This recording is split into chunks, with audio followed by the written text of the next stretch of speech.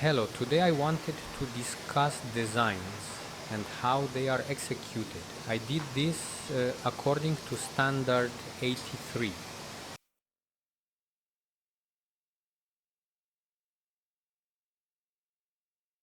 I did this according to standard 83. This standard applies if we do anything in construction, take responsibility for anything. Unfortunately, we must follow this standard. We have a dozen or several dozen houses made in accordance with this standard.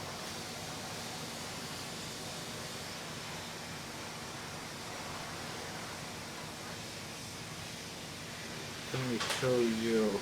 So big, it has many rooms. Hope you can see this. I don't want to make it public because it's the property of another designer. It's also made in accordance with the 83rd standard, and unfortunately this standard applies. If a developer or anyone does this for you, they have to adhere to this standard. They must adhere to these dimensions, areas, and so on. I showed you how to balance it, how it is calculated, and unfortunately that's how it is done in design companies. It's the same as, for example, selecting electrical wires or something. First you calculate, then you go one level up, you estimate just to avoid overshooting. As I told you before, there are no perfect designs. You can have 20 designers design the same bridge. Each one will do it using a different method.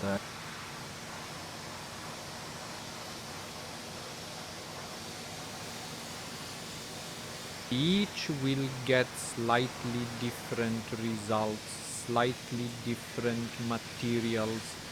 Each will have welds or rivets in different places. That's normal.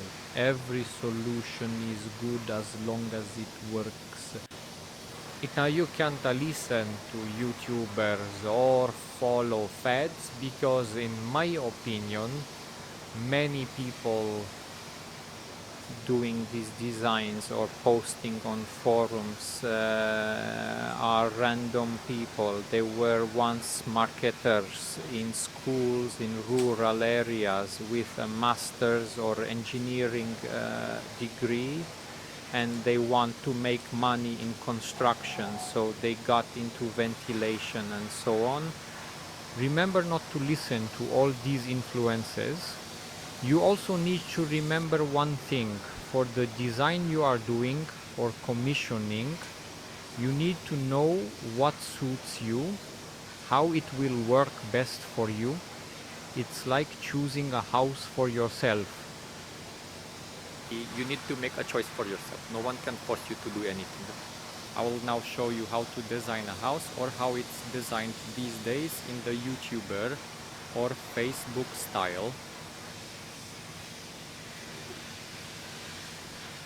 And then you make the decision whether to do it according to this standard, or do it according to Facebook fashion, or do it in accordance with my suggestion, where for example, in our company we add more ducts because we provide the possibility of zone control, and later we offer the option to convert it into ducted air conditioning. It's like, say, 30 years ago, if someone heard about underfloor heating, they laughed at that plumber who said that it was a novelty. They would say that dust rises, that it's unhealthy, stuff like that. If someone back then did floor heating cheaply with one or two circuits for the whole house, and now wants to control the temperature somehow by changing thermostatic valves or something, they can't do it. Remember that I will show you the price difference between, for example, the installation according to the standard designed by a certified designer, as I showed you here, estimating how it is balanced. I will show you what the YouTuber trend is, and also what we do.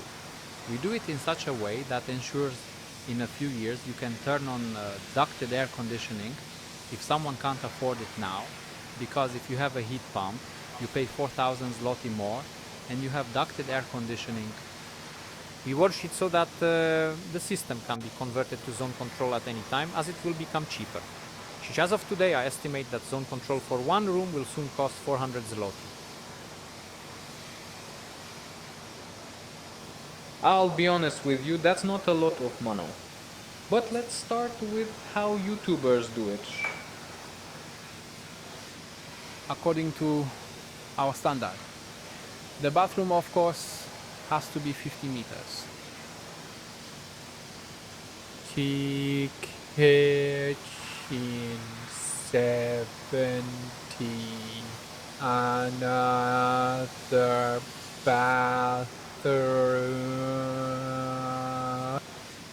50.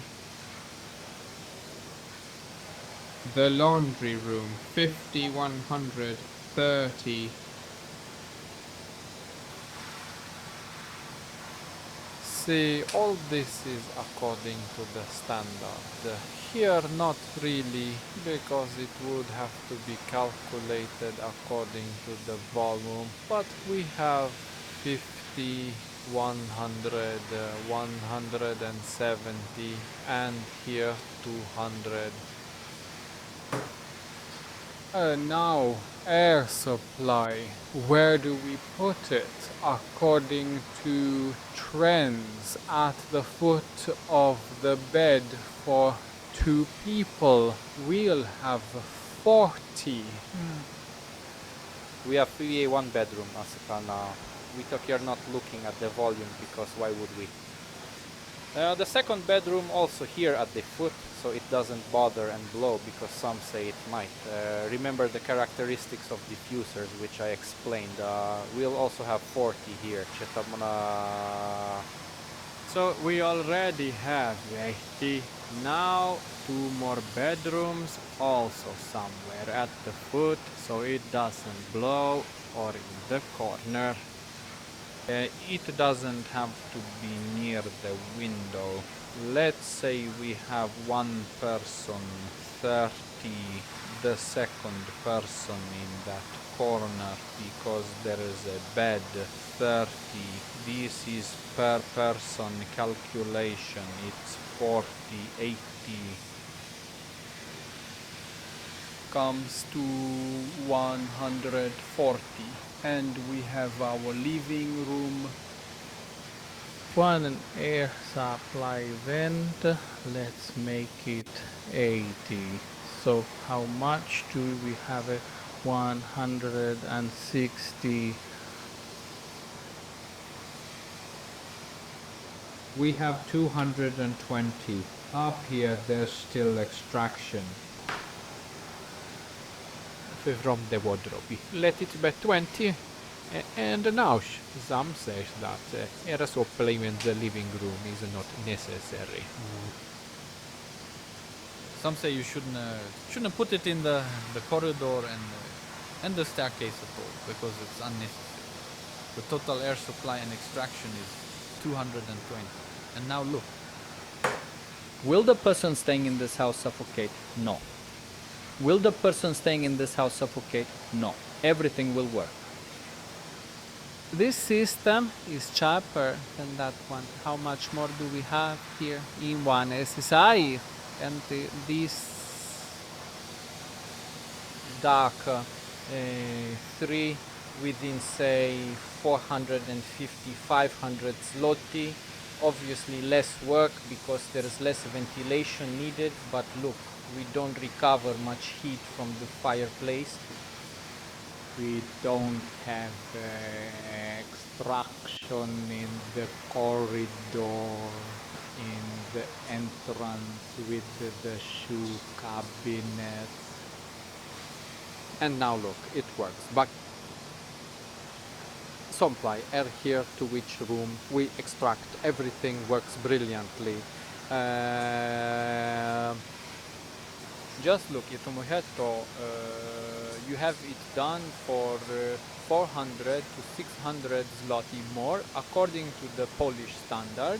Here it's fairly cheap, and even if someone wants the unit to run less, I always suggest doing it according to the Polish standard.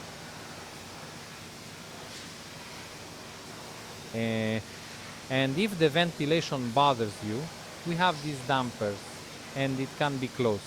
But it's better to do this system according to Polish standards, because later, if we have more air supply vents, we have more ventilation ducts at the diffusers, we can modify it a bit, improve it. Today we assume there will be 4 people in our house. Therefore, let's say in the living room there is an 18 LED, or it can be more. And now you make the decisions about what solutions you want, but you can't be influenced by, let's say, a person who claims to know, who wants to sell you something, offer something. It all needs to be thought through logically. And now I will show you how to install the system in a way that ensures it's very quiet each day, and then it can be modified into ducted air conditioning. Because if you have a heat pump and that water buffer, you add a cooler for 2000, add a recirculating fan for 1000 zloty, add a bit of ducting to one box for 200 zloty, ducting for 300 zloty, ducted air conditioning. When designing something, you always have to allow for extra capacity. You don't have to install ducted air conditioning, but look, the difference in price. This is the cheapest one, which is promoted on Facebook or YouTube. Some say, for example, that ventilation in the living room is unnecessary, extraction from the corridor, the stairwell, the vestibule is unnecessary. Of course, it doesn't have to be there. No one will suffocate in this house. This house will work, but you can design it in such a way that we can later use the system and develop it further. You see, this is done according to the Polish standard. It doesn't matter that it is old, but this standard is in effect. And as of today, if you were doing it for a developer, or if a developer commissions it, it must be done with the 83 standard. There's no other way. If you're doing it for yourselves, go ahead, you can comply with the standards. You can save 400 or even 600 zloty and do it according to the popular rules on YouTube or on Facebook. Only these rules keep changing. Today it is like this. Tomorrow, suddenly someone comes in and says otherwise. Let's say zone ventilation control comes in, which I will also discuss because it is very simple. It's getting cheaper, but you need to prepare the system for it. This system done according to the standard in the 80s or 90s, it is already thought out so that you could control it with the zone control system. With this solution, you could also do it at a push, but it might complicate things a bit. But the system works, and that system works too. Now I will show you my future vision for design. This building is cheaper by 400 or 600 zloty, and according to my vision, this building will be 1000 zloty more expensive than this solution. But it will allow us for the future adaptation to ducted air conditioning, allow us to create a comfortable, quiet system, offer us 1000 different possibilities for zonal systems. In my opinion, it's worth paying a bit more between this solution and that one, because once we lay these ducts, digging them up and redoing them will be very difficult. The costs are very high, and this system will give us a lot more possibilities. Now the CO2 concentration sensors are getting cheaper. Everything is getting cheaper. soon cheap actuators will appear, and suddenly it will turn out that an actuator with a damper will cost 150 zloty. A CO2 sensor will cost 20 zloty. With the setup it will be 1 or 200 zloty. So for 300 zloty we will be able to do zone control for one room. In my opinion, it's worth investing a bit more and adapting it. It's getting cheaper. It's like with smart systems. In 2008, the company that offered these systems was OBP. For a regular house around 200 square meters, you had to buy equipment for 100 to 150,000. Today, a smart home system for a small building can be done for 15, 20, 30, 40. Depending on what you require and expect,